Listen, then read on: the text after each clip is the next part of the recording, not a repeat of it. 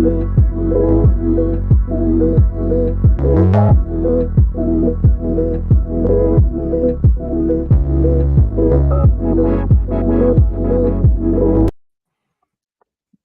does the return of Shaquille Leonard mean for IDP managers? That and more this week on the IDP Blitz with Gary Davenport. Gary, Shaq is back. How much of a difference is it going to make? It's certainly good news for the IDP managers that have been hanging on to him for the past, 7, 8 weeks. And God, I think it was prior to last week. I think he had played 16 snaps all season long. Last week he was on the field. I want to say 31% of the snaps. So they're easing him back in. I would expect that snap count will go up this week, and it looks like his snaps will come at the expense of Bobby Okereke, because he was on the field for the other 61% of the defensive snaps last week, while Zaire Franklin was out there the entire 100%. So it looks like once Leonard's back up to speed, it's going to be Franklin and Leonard, and Bobby Okereke will turn into a pumpkin. Although if I have Okereke on my roster and you can spare the spot, given Leonard's durability issues the last couple of years, I don't know that I'd be dropping him right away. Yeah, that's what I was going to ask a follow-up question, Gary.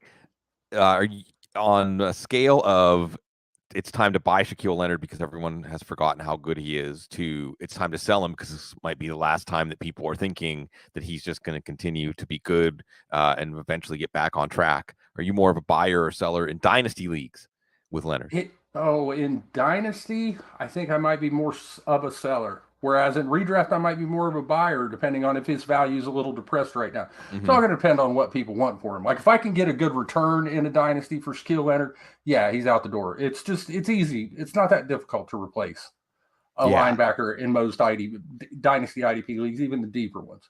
But go ahead. There could be some short-term return there. Absolutely. I mean, when Leonard's healthy, he remains one of the best, if not the best, off-ball linebacker in football. I think that's exactly right, actually, because we might be underestimating his ability to change our season this season. But again, for that to be sustained, that might be a taller. And Zaire Franklin becoming the more valuable of the other linebackers in Indy. I hope it works out for Shaq Leonard. But even if you sell him for 50%, Gary, of what he was worth 2 years ago, you're probably still getting a good deal. It just shows how much he was worth at his peak. Roquan Smith, Patrick Queen. Queen's value had peaked. What are we looking at with Queen and Smith's value post-trade? And what about the Chicago linebackers? Who's the beneficiary of Smith getting his airline ticket to Baltimore? No, man, don't. Patrick Queen's IDP managers wish they'd have sold high 2-3 weeks ago when he was a top 10 guy. And then this past week, his numbers, I think he had like 3 assists in that game. And now with Roquan there, I mean, he's going to be okay this week. I doubt Roquan's going to play anything near a full complement of snaps in his first game. But once he's up to speed, Queen's going to take a hit. And I think it's going to be a pretty sizable hit. They did not give up what they gave up to get Roquan Smith to take him off the field, especially when you consider the contract that I would assume they're going to try to sign him to. And they have made a sizable investment to having Roquan Smith in the middle of that defense wreaking havoc. So those snaps are going to come at the expense of Patrick Queen. Chicago, I'm not sure. They have Jack Sanborn, undrafted rookie free agent, made some noise in the preseason. Fans love him because he's a Chicago kid that played collegiately at Wisconsin. I would guess they'll give him the first crack. Might as well see what you have in the kid. The hard-nosed run, your typical Wisconsin linebacker. Right. Hard-nosed, tough, stuff to run, but you wonder about him in space and his athleticism. They picked up A.J. Klein in the trade with the Ravens, which honestly, when I think of Jack Sanborn, I look at his scouting report and they talk about, okay, hard-nosed guy, can stuff the run, but you wonder about him in space. That's A.J. Klein, essentially. So I would guess Klein is maybe a little bit of an insurance policy in case Sanborn isn't ready. The question is going to be sub-package snaps, and I don't know if they'll give him the Sanborn. They have Weatherford. They have another rookie, Weatherford, who's a converted safety. Maybe they'll platoon that a little bit. It's going to take a game or two to see how everything sorts out. If I was going to pick one of those guys up, it would be Sanborn. Yeah, and you have potential value bump for Nicholas Morrow. Maybe that's the more big one. the more salient in the wake of Roquan Smith leaving, Deion Jones arrived, and then he arrived in the lineup last week.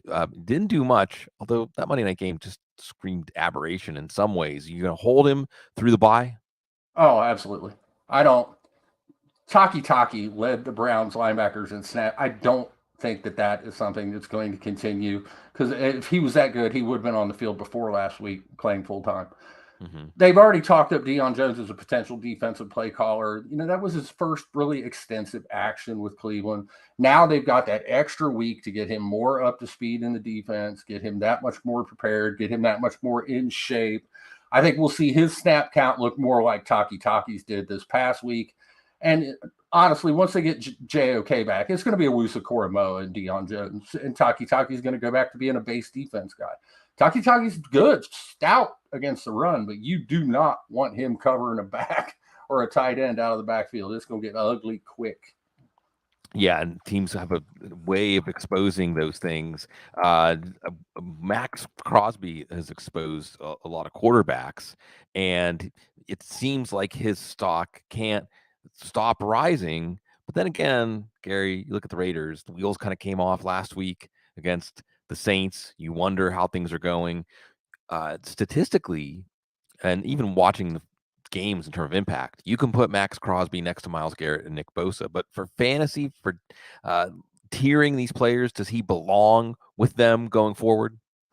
I don't think I can quite put him in the same tier as Bosa and Garrett. I mean, Crosby's having a fantastic year. Great player. It just never stops. Relentless. But, I mean, you look at – I just don't think he can do in the sack column what Nick Bosa and Myles Garrett. I just don't think you're going to see – Bosa and Garrett can sail past 15 sacks. I mean, just go flying past it. Whereas that feels like that might even be a little above Crosby's ceiling. Crosby's like a 12, 14 sack guy. Love the motor. But, I mean, you look at Bosa, just a perfect combination of athleticism and technique. Just there's nothing he doesn't do well. And then Myles Garrett is just a freaking nature. I still don't know how he gets around the edge the way he does. It's just ridiculous. That Vecna costume he wore to the game on Monday night, that scared the actual Vecna. Yeah, it's pretty special. And I think that maybe what we should be focusing on in this conversation, that Maxx Crosby, a 4th-round pick, and certainly we maligned a lot of picks during the Gruden and Mayock era, that we're talking about it as a reasonable question, where Myles Garrett, Nick Bosa were both, Garrett was number 1 overall pick. I don't know. I don't remember if Bosa was the first defensive player off the board in his draft, but yeah, he went number 2 overall. Yeah, he went number 2 overall. So what a pick. And they've definitely separated themselves. If you could only have one between Garrett and Bosa, we see, Christian McCaffrey making that San Francisco offense looking good. But then again, Deshaun Watson is going to improve Cleveland's outlook. Because really, when I think of the value of these guys, Gary, part of it is the surroundings and the team and the opportunity to have those kinds of games where you can rack up 3 or 4 sacks, force a couple of fumbles, because teams are playing on their heels, and both of them are looking better. So it's tough. Can you settle it? And I'm an Ohio State fan and a Cleveland fan. So this is hard for me. This is a very difficult decision. And it's a coin flip. I mean, you can't go wrong. I think I would give the slightest of edges to Myles Garrett, because he hasn't had the durability issues that Nick Bosa has.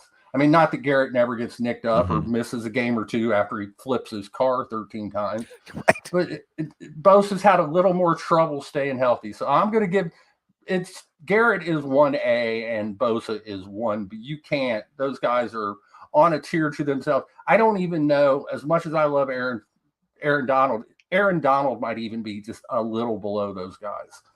From a fantasy perspective, just because, again, he's not going to go out there and put up 18 sacks, and that's not an unreasonable expectation for Bosa and Garrett. And Donald, honestly, it's past his peak probably for fantasy. Just knowing that he wrote that letter of retirement makes me think, whatever's coming, it might not be a steep drop off. Really, the only question is, What we need is true position, and TJ Watt would be in this conversation, Oh, at least absolutely. in terms of fantasy value. Okay, one of the things I really love about playing IDP fantasy football, Gary, is you watch players and you're watching for value, you're watching for roles and things like that, but you'll see players that remind you of somebody. And I don't know why Ed Reed comes to mind when I think of Eddie Jackson. Maybe it's the first name, but there's just a sense of the game speaks to Eddie Jackson, and he's in the right place at the right time. It's not luck. I think it's just how tuned in he is. How's that been translating for IDP value? Oh, he's having the best season of his career from an IDP perspective. I mean, for years he was a guy who he put up those huge weeks for you when he made big plays. He was big play dependent, but he would also disappear for time. This year, it's all coming together. He's making those big plays. Tackle numbers, I think he's top 5th or 6th among defensive backs in tackles, leading in most scoring systems among safeties and fantasy points. I mean, it's just been everything is kind of clicked for him. We saw Kevin Byard make a Fitzpatrick in recent years go through years where their big plays kind of dried up, but they went over 100 tackles, so it was fine. Eddie Jackson has kind of put it both together into this perfect storm of tackles and big plays. And you look at the way him and Brisker are playing, people just aren't talking enough about how well those Bears safeties are playing. And their fantasy value is probably only going to get a boost from the Smith deal because safeties tend to benefit when the linebackers in front of them aren't that good.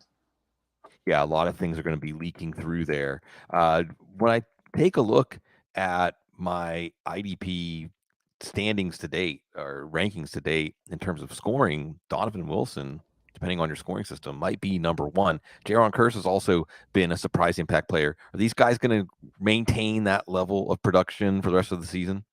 I don't see why not. Given the way that the Cowboys are playing a ton of 3 safety looks. Donovan Wilson, Jayron Kearse, and Malik Hooker are all on the field at the same time, and we're seeing a lot more box snaps from Wilson and from Kearse, and we've seen it these past couple of weeks. They're both going out there and putting up decent stat lines. They're out pointing Leighton Vander Esch, and Vander Esch is a linebacker. They're playing essentially one off-ball linebacker in Vander Esch, the 3 safeties, and then Micah Parsons is on the field, but calling Micah Parsons an off-ball linebacker just isn't an accurate description of what he does. I mean, he's an edge rusher that just happens to play linebacker. So, yes, I don't see any reason why they can't both finish as top 10 defensive backs by the time the dust settles at the end of the season. And it's been a little while since we saw it. It's not unprecedented. We've seen Denver, Kareem Jackson, and Justin Simmons both be fantasy relevant. We've seen Micah Hyde and Jordan Poyer do it in flashes in Buffalo, although Hyde was a little more inconsistent than Poyer. But it's been a while since we've seen 2 guys for an entire season finish in the top 10. Yeah, another on the IDP front, just a little footnote on Dallas's defense. Something excited me. Damone Clark, who I think fell in the draft because of back issues, finally got on the field. LSU linebackers, set the next gen stats record for speed by linebackers when he was chasing down Justin Fields. So they got another one in the pipeline in Dallas. We got another one in the pipeline. Footballguys.com, giving you the best IDP coverage you can find anywhere. The best team of IDP writers and analysts, and every week, Wednesday afternoons, I get to hang out with some smart IDP people, make my teams better, hopefully make your teams better. We want to help you win. We love being part of your community, having you in our community, because you're always so very classy.